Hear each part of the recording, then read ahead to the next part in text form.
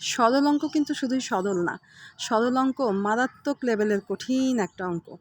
সবাই সরল অঙ্কটাও যেমন বোঝে না, জীবনের সরল চাকাটার হিসাবও সবাই বুঝে না। আপনার খুব সহজ সাধারণ সুন্দর একটা জীবন আছে, আপনার একটা স্কিল আছে, আপনি খুব স্বাভাবিকভাবে মাসে 10, 20 বা 30 বা 50,000 টাকা রোজগার করার মতো একটা ক্ষমতা আল্লাহ পাক আপনাকে দিয়েছে। কিন্তু আপনি সেই ক্ষমতার অপব্যবহার করে যদি ওই ক্ষমতার বাহিরের কোনো চাপ আপনি নিয়ে নেন, মনে করেন আপনি মাসে 30,000 টাকা ইনকাম করতে পারেন, অথচ আপনি মিনিমাম 45,000 টাকা কিস্তি, এমন একটা কোনো একটা গাড়ি কিনে ফেললেন, বা আপনি একটা দোকান দিলেন এরকম একটা কিস্তির মাপে, তখন আপনার কি হবে বলেন? আপনার ওই ইনকামের টাকাটা বরং তার সঙ্গে আরও কিছু প্লাস হলো কিস্তিতে। তখন আপনার ওই জীবনটা কেমন হবে? মারাত্মক জটিল হবে না? তাহলে সরল অঙ্ক কোথায় বুঝলেন? সোজা খাবো, ডাল ভাত দিয়ে খাবো, সোজা পথে হেঁটে যাবো, এটা কয়জন বুঝে? এটা আমাদের এই মধ্যবিত্তদের মধ্যে না বেশিরভাগই এটা বুঝে না। আর সেক্ষেত্রে কি হয়? ঘরের বউয়ের সঙ্গে অশান্তি হয়, পারিবারিকভাবে সবার সাথে অশান্তি হয়। কিন্তু দিন শেষে না সবাই মনে করে কি বউটা মনে হয় বেশি বুঝে। আরে ভাই, আমার এক পরিচিত আপু আছে, উনি সবসময়ই বলে যে যার যার ভাতারের নাম সেই জানে। হ্যাঁ, তো কার স্বামী কেমন সেটা ওই মানুষটা খুব ভালো করেই জানে। সুতরাং অন্যরা যে জাজমেন্ট করে বিভিন্ন কথা বলে না, এই কথাগুলো কোনো সমাধান না। শুধু আমরা মানুষকে জাজ করে অনেক কথা বলে ফেলি, কিন্তু একটা কিস্তির উপরে কোনো জিনিস কিনলে যে সেই মানুষটার জীবনে কি যাইতে পারে তার জলজান্ত সাক্ষী বা প্রমাণ আমি। হ্যাঁ, 2018 সাল থেকে শুরু করে এই পর্যন্ত এখনো পর্যন্ত যে কিস্তির প্রভাবটা রয়ে গেছে আমাদের জীবনে, সেটা আমি চোখ বন্ধ করলেও আমি ভয় পাই। আমি 6 মাস 7 মাস প্রেগনেন্ট অবস্থায় আমার বাচ্চা পেটে নিয়ে আমার হাজব্যান্ডের যে গাড়ি ছিল সেই গাড়ির কিস্তি দিয়ে বেড়াইতাম। উনি তো সাইডে থাকতেন, উনি ইনকাম করতেন, ইনকামের টাকাটা হয় বিকাশে পাঠাতেন বা কারোর হাতে পাঠাতেন। কিন্তু ওই যে কিস্তির টাকাটা দেওয়ার জন্য হয় আমাকে কখনো সুজানগর যেতে হতো, কখনো সাতবাড়িয়া যাইতে হতো, কখনো আমাকে পাবনাতেও আসতে হইছে। আবার মাঝে টাইম মতো কিস্তিও দিতে পারেন নাই। হুম, সেই সময় কি হইছে, ওই যে এনজিওর যে ভদ্রলোকেরা বাড়িতে আসেন কিস্তি তুলতে, তারা বাড়িতে এসে উঠানের উপর বসে থাকতেন। গাড়ির কিস্তি দিতে ফেল করছে, তারা এসে বাড়ির উঠানে বসে থাকতেন। তার বাড়ির লোকজন আমাকে বলতো যে আপনাদের এই অত্যাচারে আমার বাড়িতে আমাদের বউ বাচ্চা নিয়েই তো থাকা মুশকিল হয়ে যাচ্ছে। কিস্তি তো একজন তোলে রে ভাই। এই যে রাফসানদার ছোট ভাইকে নিয়ে যে এত কথা, এত তোলপাড়, কেউ পজিটিভ বলতেছে, কেউ নেগেটিভ বলতেছে যে কিস্তি ওর বাবা তুলছে, ওর কি আসে যায়। হ্যাঁ, কিস্তি ওর বাবাই তুলছে, সেটা ঠিক, কিন্তু ভোগান্তিটা ফ্যামিলির সবাই ভোগে। কিস্তি একজনই তোলে, এবং ওই একজনের বুদ্ধির কারণে পুরো ফ্যামিলিটা ধ্বংস হয়ে যায়। আবার দেখবেন কোনো ফ্যামিলির ওই একজনের একটা ভালো বুদ্ধির কারণে পুরো ফ্যামিলিটা বেঁচে যায়। আসলে এই গ্রাহকগুলোর তো দোষ না, দোষ হচ্ছে এনজিও কর্মীদের। কারণ তারা কি করে, যখন কোনো কিস্তি স্যাংশন করে তখন তারা ওই গ্রাহকের ওয়াইফের হচ্ছে সিগনেচার নেয়, বা গ্রাহকের ওয়াইফকে ছাড়া তারা কিস্তি স্যাংশন করে না। কিন্তু আমার প্রশ্নটা হচ্ছে, ওয়াইফকে কেন?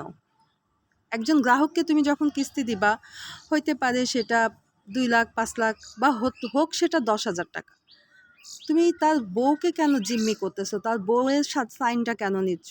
এনজিওদের উচিত হয় সেই গ্রাহকের বাবা মা বা ভাই অথবা তার শ্বশুর শাশুড়ির সিগনেচার নেওয়া উচিত। হ্যাঁ, কারণ যখন সেই গ্রাহকটা ঘাপলা করবে বা টাইম মতো সেই কিস্তি দিতে পারবে না, তখন সরাসরি যেয়ে তার ফ্যামিলি মেম্বারদেরকে ধরতে পারবে। বউ বেচারি কী করবে? বউ কি চাকরি করে? না বউয়ের নামে কোনো সম্পত্তি আছে? হ্যাঁ, নাকি বউ ওই বাপের বাড়ির ধৌত্তর বিক্রি করে এনে সেই কিস্তি শোধ করবে? আবার আমাদের কিছু বাবা মাও আছে, হ্যাঁ, মাশাল্লাহ, জামাইয়ের সাথে যখন দেখে কোনো একটা ঝামেলা বাঁধছে, মনে করে কি জামাই হাজার অন্যায় করুক, তার বিপক্ষে কথা বলা যাবে না, আমার মেয়েই ভালো না। তখন তারা কি করে, ওই জামাইয়ের পক্ষ নেয়, বলে কি ওই তো কিস্তি দিবে, ওই তো সব শোধ করবে, তোর কি, তোর সমস্যা কি? কিন্তু যখন ঘাড়ের উপরে চাপ উঠে তখন ঠিকই স্বীকার করে যে আমার মেয়ে তো আসলে দিতে চায় নাই, আমরাই জোর করছি।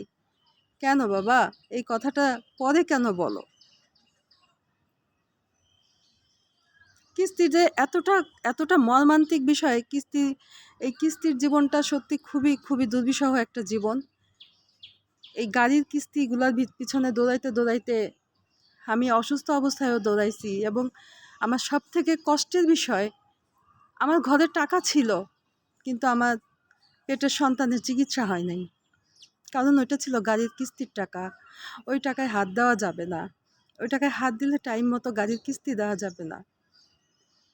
তো যেই গাড়ির টাকা, যেই টাকা দিয়ে তুমি তোমার বউয়ের চিকিৎসা করাইতে পারবা না, তোমার সন্তানের চিকিৎসা করাইতে পারবা না, যেই টাকা দিয়ে খালি ডিম কেনার ক্ষমতা থাকবে না, যেই গাড়ির টাকা দিয়ে 1 কেজি তেলাপিয়া মাছ কেনার সামর্থ্য থাকবে না, ওই গাড়ি থেকে লাখ লাখ টাকা ইনকাম হলেই বা কি, তাতে কি আসে যায়? কিচ্ছু আসে যায় না। এই কিস্তির গাড়িগুলো দেখলে আমার এখন এতটা ঘেন্না লাগে, রাস্তাঘাটে অন্য মানুষের গাড়ি দেখলেও মনে হয় যেন আমি রাস্তায় থুতু ফেলি, আমার এতটা ঘেন্না লাগে। না, ঘেন্নাটা সবার জন্য না, যদি কেউ কিস্তিতে গাড়ি কিনে থাকে তাদের জন্য। কেউ ক্যাশ টাকায় গাড়ি কিনুক, বিজনেস যদি লাভজনক না হয় বিক্রি করে দিল, কোনো সমস্যা নাই। কিন্তু কিস্তি তুলে সারা মাসের যে প্যারা, সংসারের যে চাপ, এই যে মানসিক অশান্তি, এই যে পারিবারিক অশান্তি, এগুলো দয়া করে কেউ করবেন না। কিস্তির উপরে দয়া করে কেউ কিছু করবেন না, তাতে না পুরো পরিবারটা ধ্বংস হয়ে যায়। শুধু পরিবার না, সম্পর্কগুলো নষ্ট হয়ে যায়, প্রত্যেকের কাছে খারাপ হয়ে যেতে হয়। প্রত্যেকটা মানুষ চিটার, বাটপার, অকথ্য যেই মানুষগুলো কোনো কথা বলার মতোই অধিকার রাখে না, তারাও অনেক আজে বাজে কথা বলে। সুতরাং এই জীবনটা না খুব দুর্বিষহ একটা জীবন। এর থেকে না ভ্যান চালায় খান। যারা এখনও চিন্তা করতেছেন যে কিস্তি তুলে একটা গাড়ি নিব, সেটা নিয়ে বোধহয় অনেক একটা ভালো একটা অ্যাসেট করে ফেলবো, আমার বউ বাচ্চাকে ভালো রাখবো, না, আপনার আজকের কষ্টটা কখনোই আগামীকাল সুখ বয়ে আনবে না। কারণ আজকের দিনটা আজকেই, কালকে তো আপনার জীবনে নাও আসতে পারে। আমি তো রাতটা গেলে আমি তো মরেও যেতে পারি, কি হয়েছে? আজকের দিনটা ভালোভাবে বাঁচা উচিত। কালকে কি করব ওই চিন্তা করে তো এত কিস্তি নেওয়ার দরকার নাই।